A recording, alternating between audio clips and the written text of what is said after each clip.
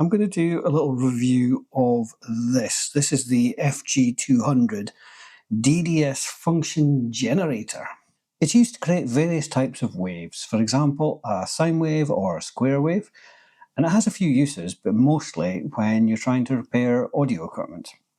I'm not sure of all the functions, but I'll try to describe them as best as I can. I'm trying to fix an audio mixer at the moment, and I need something where I can inject a clean signal into one of the op amps, and then using my oscilloscope I can see what the output looks like, because some of the audio that's coming out of the mixer is very, very poor quality, where I can put a known clean signal in and then test to see what's coming out. It wasn't too expensive. I think it was around 15 UK pounds from AliExpress.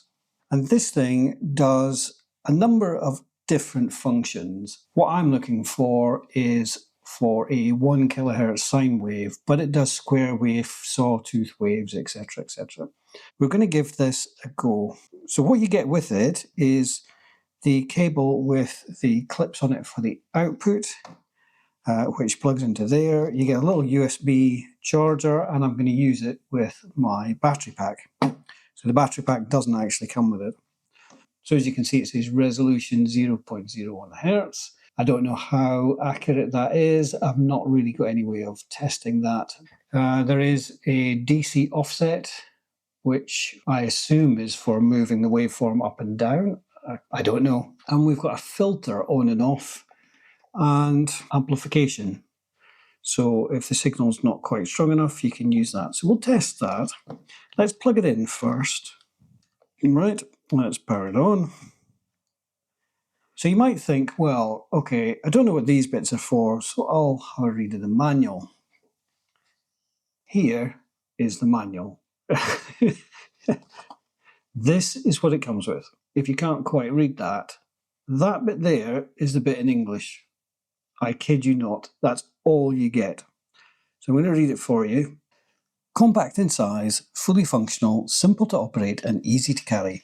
It can be powered by either an AC adapter or a 3.7 volt lithium battery.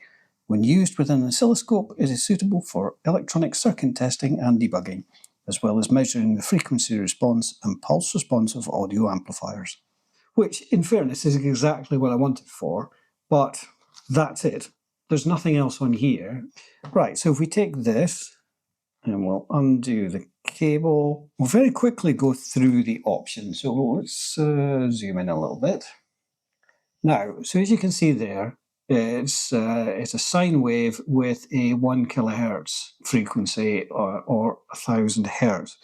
Now we press mode, you go through the different waves that you can do. So you've got triangle, sawtooth, re-sawtooth, whatever that is, ECG, I guess that looks like an ECG pattern or something, EXP rise, decay, Lorenz, Gaussian, sync, half wave, full wave, Schumann, and noise, and back to sine. Plus and minus button allows you to increase the frequency. If I use cursor, I can go along, so I can make it 2 kilohertz, 1 kilohertz, whatever. And the run stop actually starts it doing the output and then stop. So there's not much on it there. It's fairly simplistic. Let's get the oscilloscope in and we'll see if it actually works. Okay, and then we'll hook this one to here. Okay, so let's start with a 1 kilohertz sine wave and keep your eye on that. And there we go. So I'll let you see this a bit closer. As you can see, it's pretty spot on for 1000, which is there. Okay, let's stop that. Let's do square wave. Now I think this oscilloscope needs a little bit of calibration. Actually, let's move this over a bit so this is more in the center. Well, I just wanted to jump in at this point and make a slight clarification on what you've just seen. So we've got the square wave running, and as you can see, the lines here are not straight at all. Now, I said it was a calibration of the oscilloscope that needs done, but it's actually a calibration of this cable. And we can do that quite easily by just adjusting this. We can actually get it a much flatter profile, and that's what we're looking for. Okay, back to the video. Right, let's go to triangle. That looks good. Again, 1000. Sawtooth. So won't necessarily go through all of them. So that's like in the reverse direction. ECG. We'll just go through some of the others. Half wave, full wave, and noise. And that looks like noise. And set this to 3 kilohertz. There we go. And it does indeed say 3 kilohertz. I think this goes up to 10 or maybe 20, I'm not sure. 5, 10, 15. Well, it seems to be okay. 20. Yeah, I think it's topping out at 20 there. Okay, right. So that all seems to work. Great. Happy with that. So I can use it to do my audio thing. One other thing we're going to test. Let's hook this up to an amplifier. I've got a little guitar amplifier that I can put on the screen here. And let's see if we can hear anything coming out of this. We know that all the waves work, so let's check and see what does a sine wave sound like. Most people watching this will have heard a sine wave before. If you've ever watched a TV program and it's got things bleeped out, that's a sine wave, usually at 1 kilohertz. But let's hear it in reality. Right, okay, so there's the amplifier. I've got this, and now this is all the way down. Right, so we've set it at 1 kilohertz. Run.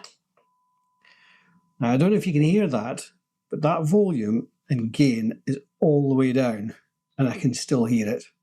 That might be a fault with this, of course. So I'm going to turn it up now, so I'll try and keep the volume down so that it's not too noisy.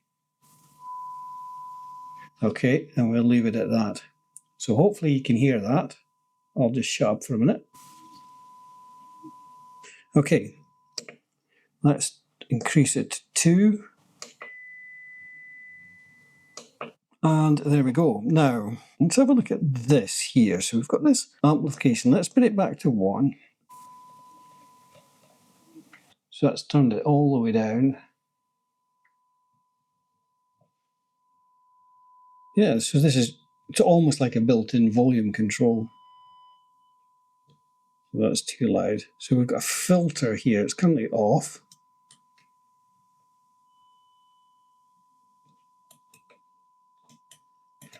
Not really doing much. I don't really know. Let's switch that off because that's annoying. I don't really know what that filter's doing. It may be for some of the other waves and not this one. So let's run it. So DC offset. If only there was an instruction manual to tell you what it did. I can hear a difference.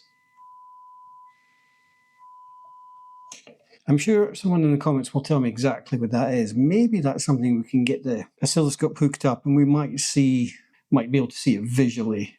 I'll tell you the one that probably will tell you a difference is the noise. There we go. It kind of reminds me of a not tuned in TV. Right, let's get this oscilloscope back on. We'll check this DC offset and then we'll finish up. Right, we're there. Let's check it's working. Yeah, of course, we're not going to hear anything now. Right, so let's go back to the 1 kilohertz sine wave and we'll start that going. And then let's look at this DC offset. When it's at 0, you can actually see easier when we don't have it running. When we do run, if we adjust the offset so that it goes up, we're getting, it's almost like half of the wave. I'm sure that's not the correct technical term for it. If you understand how that works in a little bit more detail, I'd love to know about it in the comments. I don't know that I really have a use for that function of it. Right, so we've come to the end of this review of the FG-200 function generator. I hope that you found it interesting, or maybe not. As I say, it's a really useful unit. I think it's probably one of these things that I'll use a couple of times. I won't be using it all the time. But I think when it's required, this will come in very useful indeed. That's, I think, everything I've got to say about this. If you've got any questions, leave them in the comments. If you enjoyed the video, give it a like. Please consider subscribing, and thanks for watching. See you in the next one.